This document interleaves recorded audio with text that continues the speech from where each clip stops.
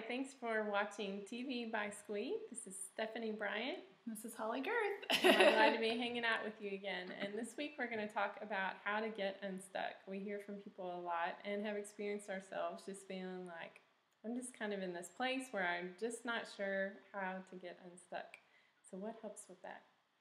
Well, I think sometimes we just get to a point where we're so discouraged and that you feel like you've kind of been beat up a lot. And I think sometimes just rest.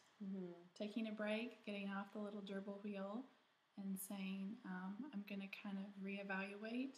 For me, something that really helps is to spend time with my family, with people that know me the best and I can kind of process with and just get some perspective.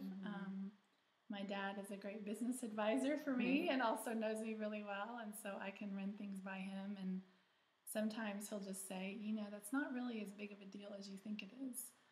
So I think just sometimes getting perspective, taking a break, going and doing something for someone else a lot of times gives me really great perspective for someone that's, has different needs or less than I do. It makes me more grateful, and all of a sudden my issue that I'm dealing with doesn't feel so big.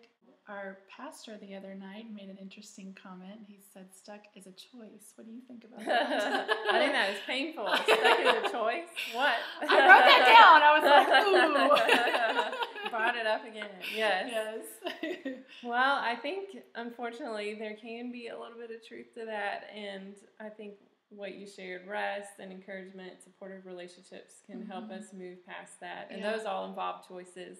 And then also just deciding to do the next thing and making it a small thing.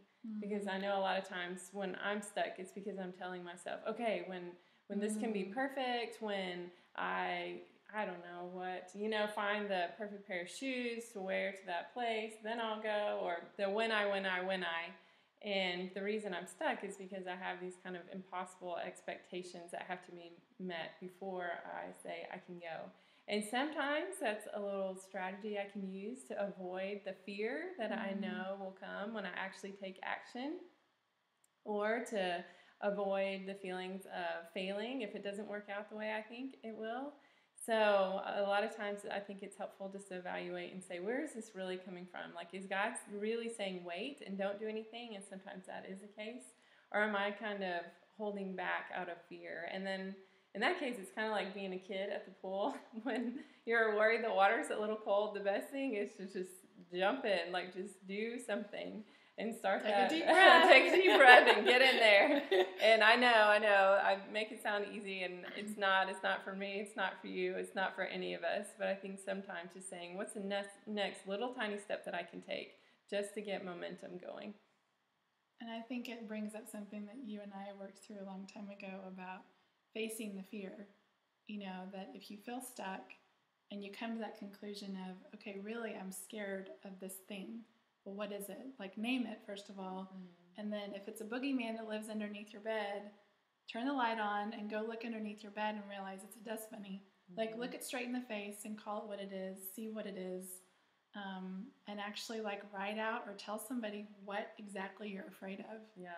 What's the worst case scenario? Yeah. Steph did that for me one time, and I was like, I'll be living on the streets and everyone will hate me. And she's like, really? I was like, probably not.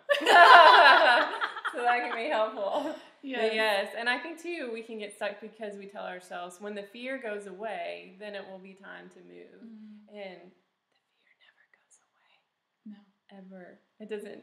It may change forms a little bit, but it's always going to be there. And so the only way to defeat the fear is to actually go through it. Right. It gets a lot quieter when you're doing it, though. Yes. Once you get going. Whatever action you're doing, the fear gets a lot quieter. Yeah. It's still there. Might sound like murmuring or really far off in the distance, but yeah, that's really true. Yes. The fear never goes away. We think you can do it. So, you have our full permission to get unstuck today. Yeah, go for it, girl.